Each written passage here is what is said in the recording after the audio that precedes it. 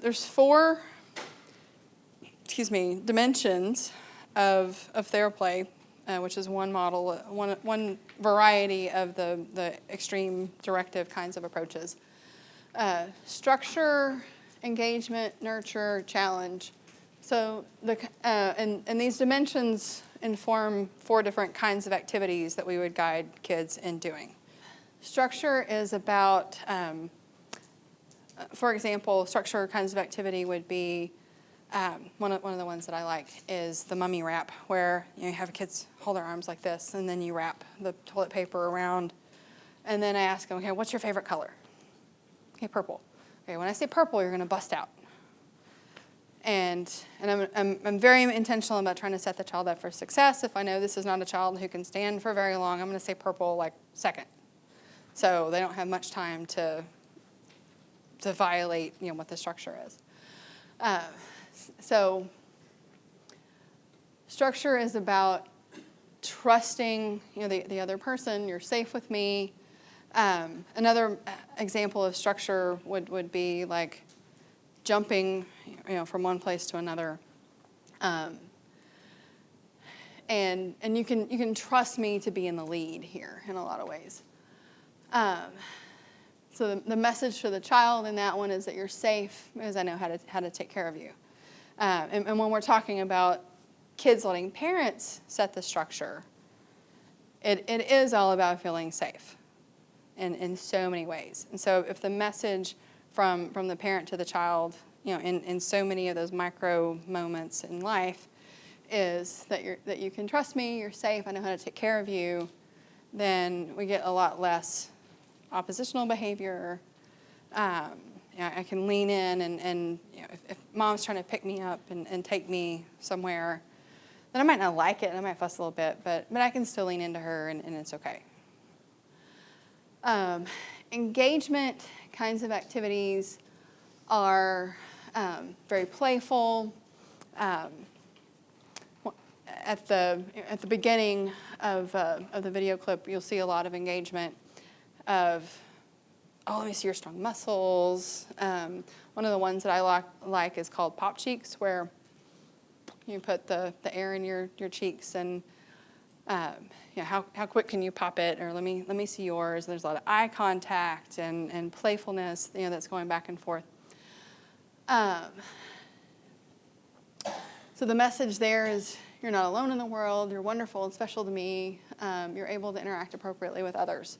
And so the thing that I saw the mom very naturally do in HEB was an engagement kind of, was very much connected to that theme, where you're worthy of my attention, you're special, I care about you, so I'm going to respond to the fact that you're calling for me, and I'm going to divide my attention with you. But you could argue maybe that she shouldn't have answered the phone, who knows. That's the world that we live in. It is what it is. Nurturance, you're lovable, I want you to feel good, I'll respond to your needs for care, comfort. One of the nurturance activities, for example, is putting on lotion. And for a lot of us, and particularly the video clip that I selected off of YouTube that I really like, I promise you will make you uncomfortable. If you're not used to Theraplay, if you're not used to using touch in therapy, you're going to watch this and you're going to be like, oh my gosh, that just looks creepy. That person's going to get sued. But keep in mind, we're talking about doing this with parents in the room. This is not with you alone with the child. This is with a parent in the room who has been taught why you're doing this. This is about connection. This is about trust. This is about nurturance. And what parent hasn't put lotion on their child? And that's part of parenting. That's about, I can put sunscreen on your back at the beach or at the pool. Parenting is about touch. It has to be. We're humans. We're wired that way. It has to be about touch. And so when we're talking to parents on this end of the spectrum, touch is naturally a part of it. And if you do the training, which don't do this if you haven't done the training, but when you do the training, there's a whole half a day around touch and how we manage touch. and how you make sure you're not doing anything inappropriate, and how you help parents understand what's happening, and all that stuff. Challenge, you're capable of growing and of making a positive impact on the world. This is all about confidence. This is about, I knew you could do it. And often, a lot of times, challenge activities we're letting them do with our help. So we're taking them, like, jump from this pillow over to this pillow, but I'm going to have to help you get there. So depending on what issues the child's working on, acceptance of that help during challenges might be an important part too. Developmental rationale, a lot of neurology, particularly if you've read Bessel van der Kolk's stuff around developmental trauma. You can understand. If you haven't, I would strongly encourage you to check out his work. Bessel van der Kolk, and Body Keeps the Score is a really good book to check out there. This is very experience-based, state-based learning. So you have moments where the child's nervous about trying to do this activity, and so in that moment, you're showing them that I can lead you through it, and you can lean into that, and you can accept that help. Very, very much focused on attunement and reinforcing secure attachment. Connecting this to attachment security can lean into your energy and trust consistency. Can trust connection with you and allow my body to be in rhythm with yours. Can trust you with my vulnerability. You won't let me fall. The vulnerability piece is important there. I can follow your leadership and trust you as the leader. These are things that we want kids to feel in their bones with their parents. If they don't, then that's predictive of all sorts of things that we're going to see later on in therapy, right? So this is especially important as an early intervention. But there's also applications of this with older kids and adolescents as well. By the way, I love that this is a male therapist, which I think for a lot of us makes it feel more uncomfortable to see him touching the child. So let's start out and let's see, what did you bring here with you today? You've got your big brown eyes with you, and you've got your big smile. He's asking what you brought with you today. You brought your big smile. You got your big strong muscles with you. You brought your strong muscles. Oh, and you got some big strong muscles with you too. All right. Oh, yeah, thank you. Let's see here. I'm going to guess. I want you to guess. How many drops of lotion do you think it is from your elbow down here to your wrist? I think the parents are sitting back here. 10. So there's 1, 2, 3, 4, 5, 6, 7, 8, 9, 10. You were right. You are such a smart boy. So let me rub that all in there for you. Get it all on your elbows. Get it rubbed in there on your hands and your fingers. And that finger there. And get it on that thumb.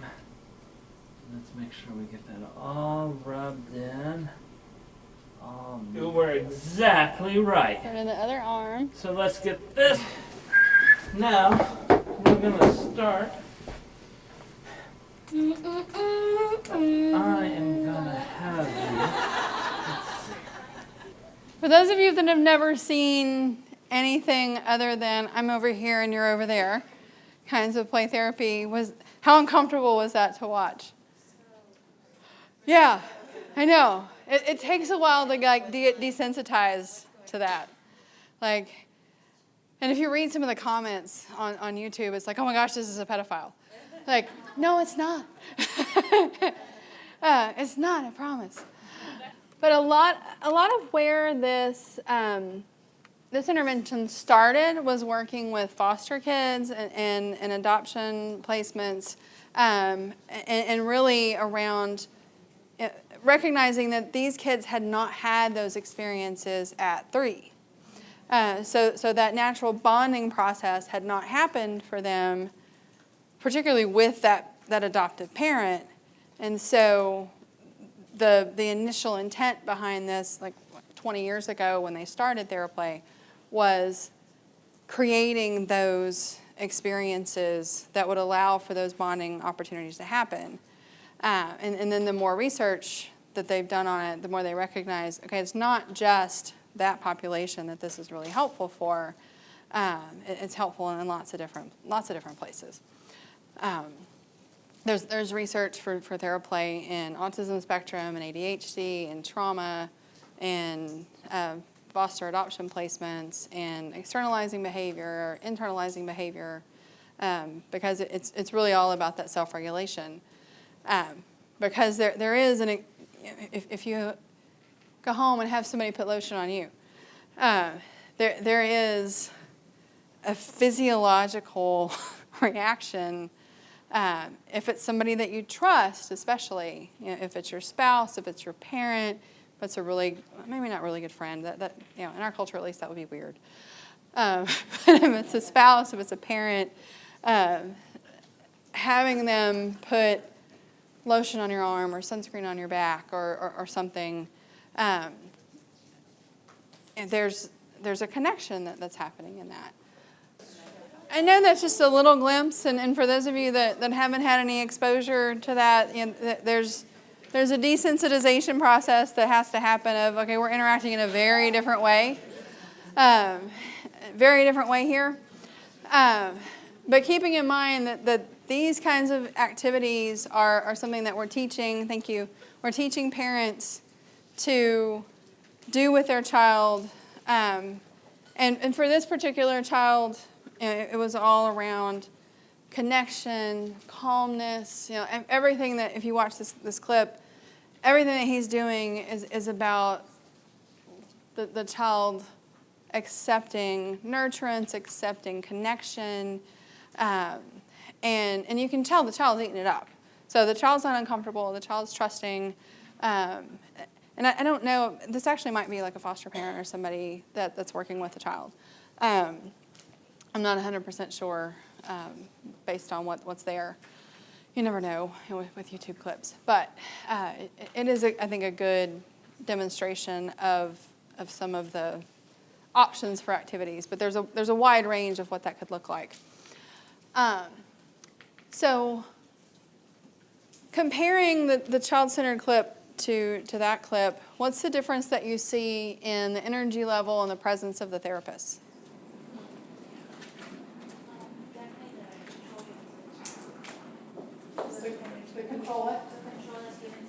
The control that's given to the child is night and day different. We're on opposite ends of the spectrum here of child in control, therapist or parent in control. Absolutely. So how does that translate into how they're present? Like what the feeling of them in the room. It's almost like the therapist is not there unless engaged, and then you have the therapist who's really putting the lotion on the child, sitting face to face with the child, and asking the child. So for non-break things, engaged. Right. Absolutely. And yes. I have a lot of friends that work in special ed. My mother did for a long time, was a principal, and as I was trying to think of it objectively, it's almost like a life skill that was not learned. So if you try to think of it from that perspective, rather than being uncomfortable, it's a skill that the parent doesn't have, which is why you have a problem. Right. And sometimes the parent you're working with is the one that hasn't known how to do this before, and sometimes it's not. If we're talking about, kids that have been foster care or late adoptions and stuff. So yes, that is certainly part of the challenge when we're recognizing that this child's really dysregulated. What hasn't happened? I've a couple of 5, 6, 7-year-olds that I'm working with right now with this approach. And there's reasons that the kids are not well regulated. Some of it's temperamental. These are kids that would be difficult children in lots of different circumstances, but the events that they've experienced and the kind of parenting that they've experienced has led that to be more problematic for them than would have been in other circumstances. So yeah, this approach is really intended to replicate some other experiences that they didn't have earlier when they should have. Yeah, what I mean as far as the presence of the therapist is really, again, that contrast between how do I be present as a parent when I'm just watching my kids play and I'm just learning and watching them and seeing what they're doing versus my child's about to have a meltdown. I need to plug into them and I need to guide them somewhere that they may or may not want to go. Like, you have a totally different presence of who you are in the room there. Responsiveness to the child in a lot of ways is different along that spectrum. Contrasting strategies for redirecting the child. You didn't get to see very much of that on either perspective. That part actually is fairly similar because it's starting with an engagement and an attuned expression of, yeah, that's what's going on for you. Now, trust me that I can take you over here. The main difference is what we do in the middle of the process, because in the non-directive world, we set up choices for the child. Sometimes in life there are no choices. It's not a choice for you to stay at HEB. It's not a choice for you to get that candy right now. There's choices that I can give you about whether you walk to the car or whether I carry you to the car. But staying where you are and getting what you want is not a choice. So there's situations in life where we have to be able to go both directions. There's all sorts of things that you do in this with cotton balls, which meant that I had to get over my aversion to touching cotton balls. I can do it now. I'm so happy. That you hold like this and blow back and forth, which, taking that as a very simple example of self-regulation, how hard I blow, how I control the air coming out, the eye contact that I'm making, and the interaction. All of those are very subtle things that we're addressing very playfully, blowing a cotton ball back and forth. Just one example of that. But again, for either one of these kinds of approaches, there's full days worth of training and activity that you can do. Yes. So for your clients, do you recommend that this is always how they play with their children, or is it just 20 minutes every week, or how often do you recommend they do it? With either direction, the ultimate goal is that they're able to generalize eventually to this being like a component of their parenting style. Because both of them really lead to the balance between nurture, connection, and firmness and control. I feel like I can take it. Thank you.